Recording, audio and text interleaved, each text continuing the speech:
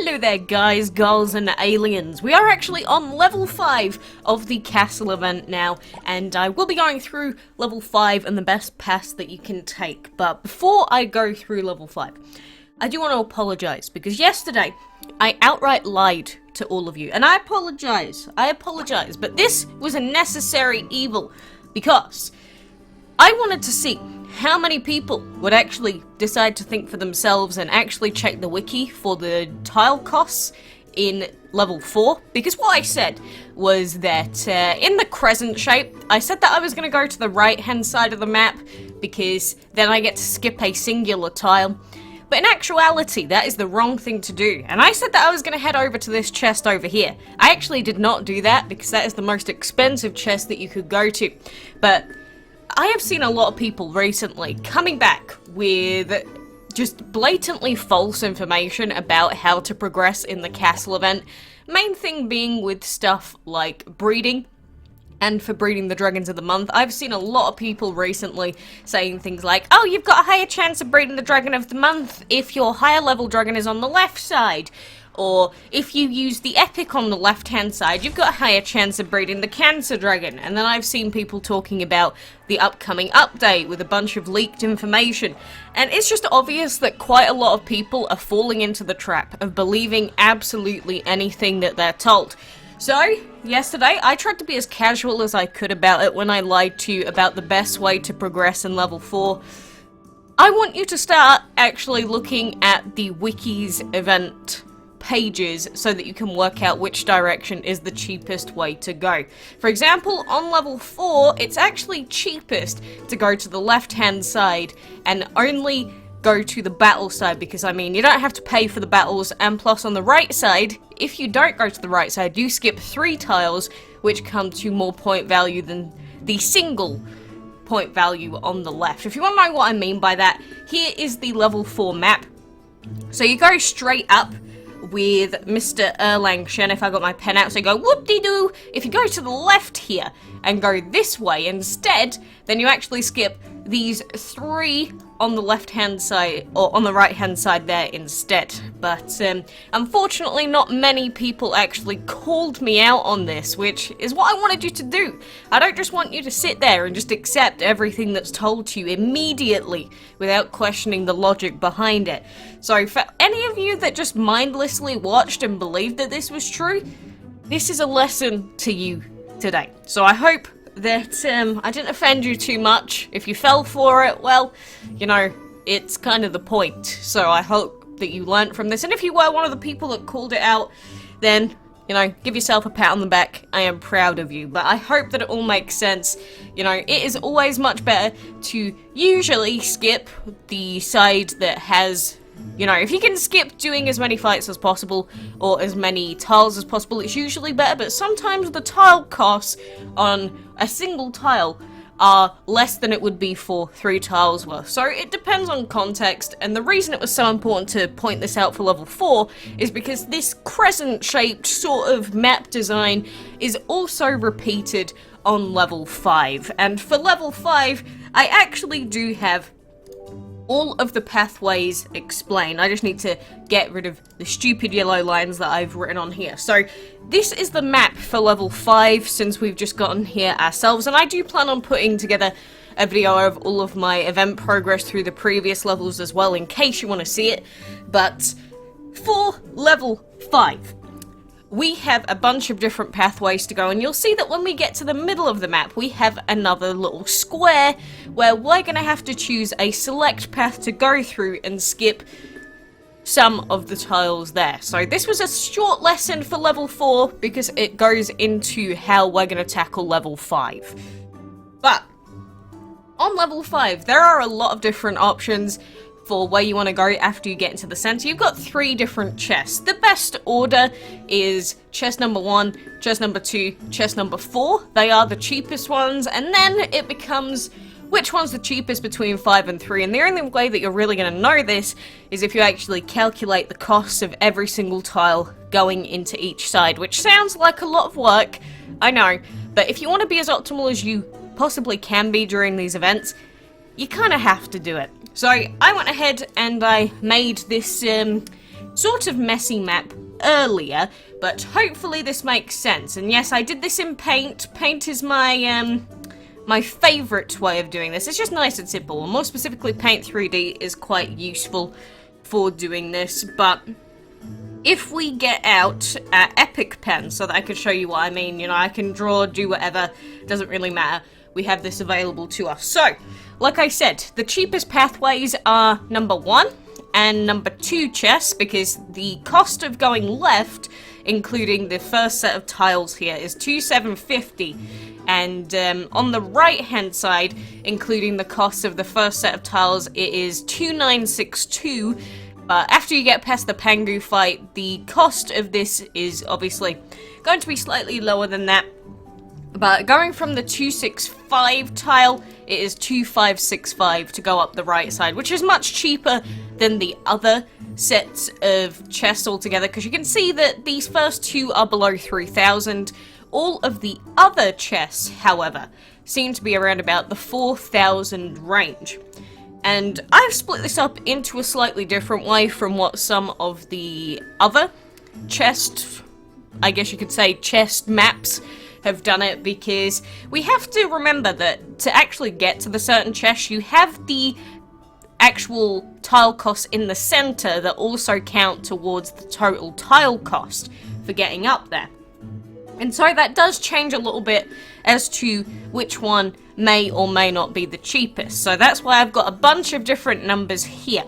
So, after we get past this pathway here, you know, you do all that, you've got that chest done. Then we've got these two tiles here to get up to the center. And then from tile number 361, as you can see here, to go up to that right-hand side, that is 4,550. But we have to go through this pathway no matter what if we want to get all of the rest of the chests in the event, which we will have to eventually. So, what does this actually mean for how much this costs? Well, if we just take into account this section of the 5th chest, for example, that would come to 3,782, which is the blue one that I've written down. So, it depends on which way you're going to go first, but you're going to go to number 4 first because it is cheaper than going to number 3 and number 5 first. So, you would go straight up from the middle and then go like this to get to chest number 4. That would be your 3rd chest that you would have gone through. And then you get to decide between going through going to 3 or going to chest number 5. So we know that to go to 5 after you've cleared 4, that would be 3,782.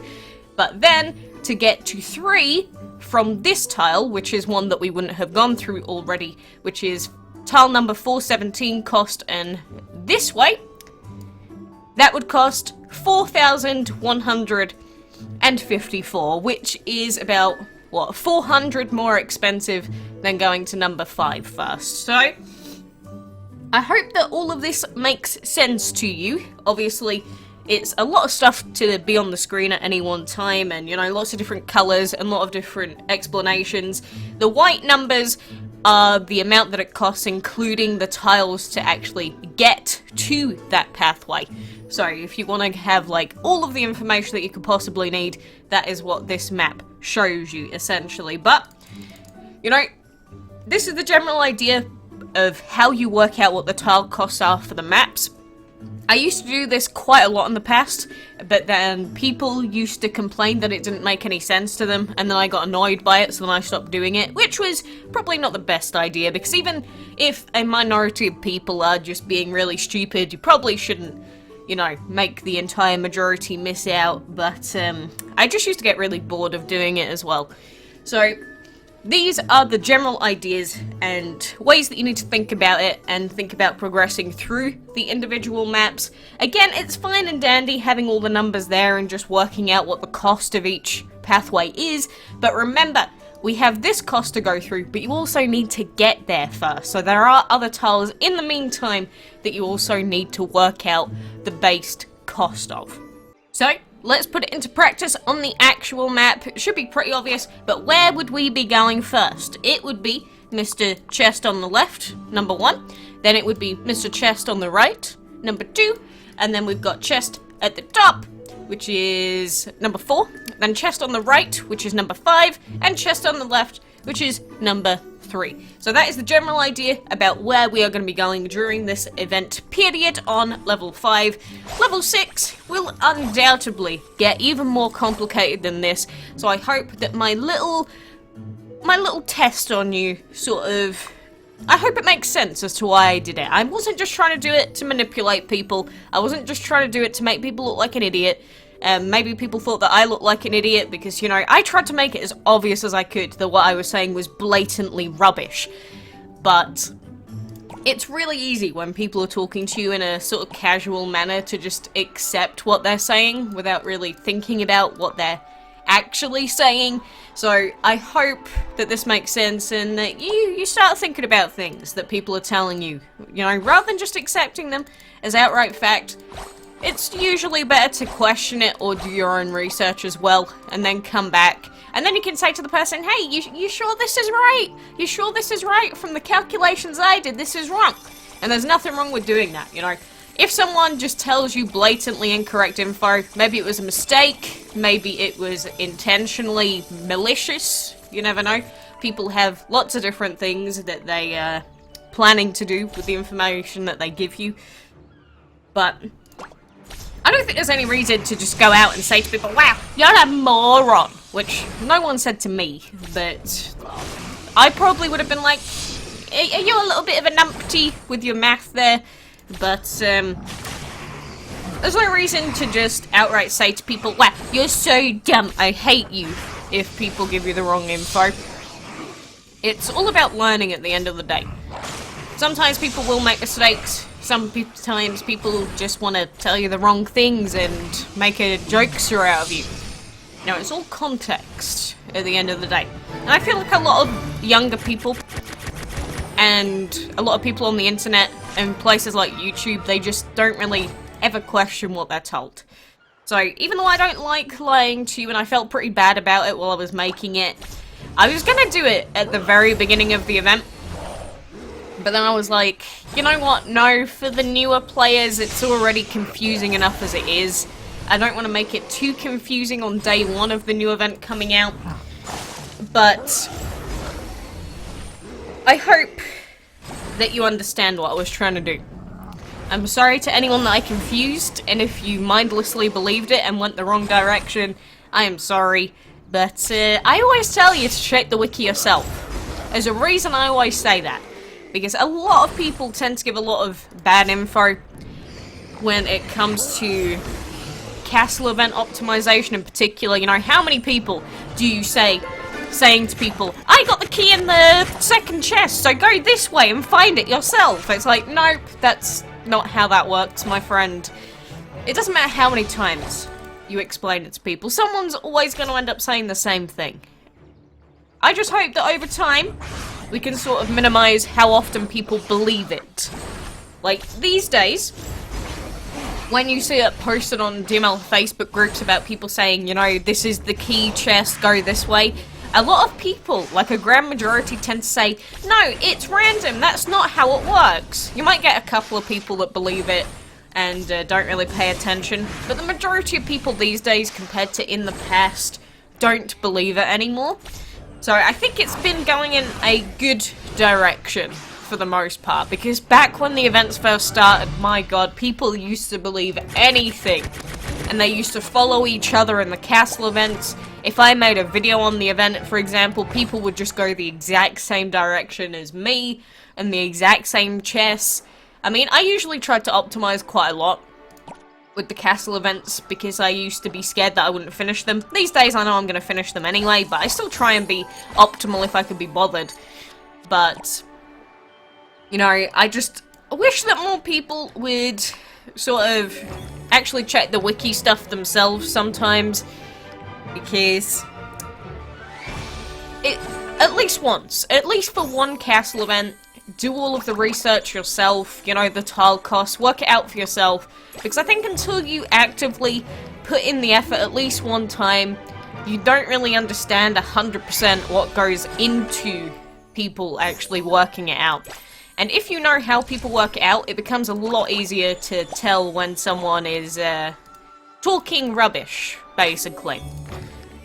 So, I guess this was my, air quotes, social experiment for this week. I don't plan on doing any more, but, you know, I guess it was fun at the same time. By the way, we've got 420 gems. Blaze it, my dudes. Ugh, I don't know why I always have to point it out. It's like whenever I see the number 69, even though it's not even funny, I just have to point it out. Why? I don't know why my brain is wired like this. It just is the way that it is. But regardless, you know, this is my overall event progress. 3 out of 5, 3 out of 5, 4 out of 5, and we haven't opened a chest yet on level 5, so we will continue on our journey, but I do wish you the best chest RNG that you can get, and I hope that you get to level 6 within the next day or so, because that will set you up very well for completing the event, and hopefully getting your hands on Mr. Divine Chrono Erlangshem. But regardless, for now, thank you very much for joining me, and until next time, I will see you then.